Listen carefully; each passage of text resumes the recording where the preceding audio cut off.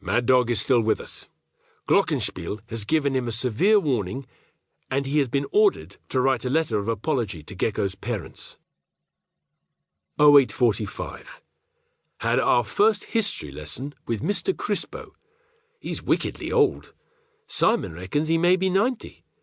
He told us he fought in North Africa during the Second World War.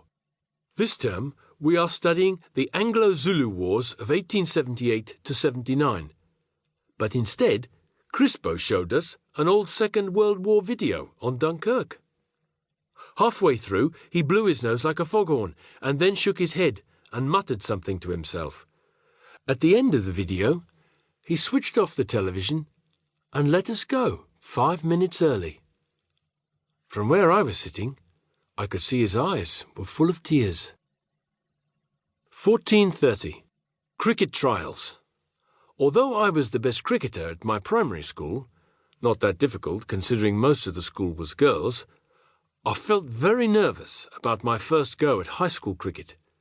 The under-14 cricket coach is the Gov, much to my delight. He stalked around with his pipe and a shooting stick, making crazy comments like, "Greenstein, that forward defensive is about as porous as a whore's drawers." Simon is an excellent cricketer, and he smashed my first leg spin delivery out of the nets and onto a nearby field. To my horror, I realised that the ball had come to rest in the middle of the first-team practice session. The cricket gods all stopped and glared at me as I picked up my ball. I just about managed to squeak out an apology and then tore back to the nets. Mad Dog is a fearsome bowler, fast and wild. He nearly killed Vern with a vicious bouncing delivery that reared up at my terrified cubicle mate. Rambo charges in to bowl with real aggression and savagery, but lets the ball go rather slowly. The Gov told him he should take the fridge off his back, which made us all laugh. Rambo glared at me, and my laughter fizzled out instantly. This school is turning me into a coward.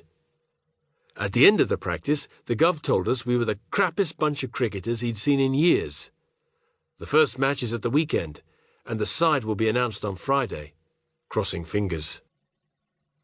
18:30. Prep. 2-hour nightly homework session. Was interrupted by Fatty's farting, which led to a complete classroom evacuation. Fatty pleaded that the beef stroganoff was off, and the terrible smell was not his fault. Bert was so livid that he ordered Fatty to shut up and then beat him savagely on the fingers with a blackboard duster. This form of torture is called finger tongs. Mad Dog handed me a first draft of his apology letter to Gecko's parents. He reckons that because I won the scholarship, I was the ideal person to check his effort. Here follows the original. Dear Mr. and Mrs. Gecko, I am sorry about what happened to your son Gecko. I broke his arm by mistake with a wicked crash tackle. It's not my fault Gecko is built like a twig, but I'm sorry for mongrelling his twig, his arm. Sincerely, Mad Dog. 21:15. I rejected Mad Dog's first draft and we composed a new draft together. Mad Dog held the torch, I did the composing. Dear Mr. and Mrs. Barker, I wanted to take this opportunity to profusely apologize for accidentally breaking your son's arm. However, in spite of the damage and pain that our friend Henry has gone through, I am still convinced that I saved him from further and possibly life-threatening injuries. It is my belief that Henry panicked in possession of the rugby ball and sprinted toward the pool in a blind panic. I brought him down meters short of deadly danger, unfortunately causing him some pain in the process. Once again, I apologize. Yours sincerely, Charlie Hooper. P.S. If Henry is there, tell him to get back quick. School just isn't the same without him. Mad Dog was wickedly impressed with the new version. He especially liked the pool bit and how it sounded like he'd saved Gecko's life.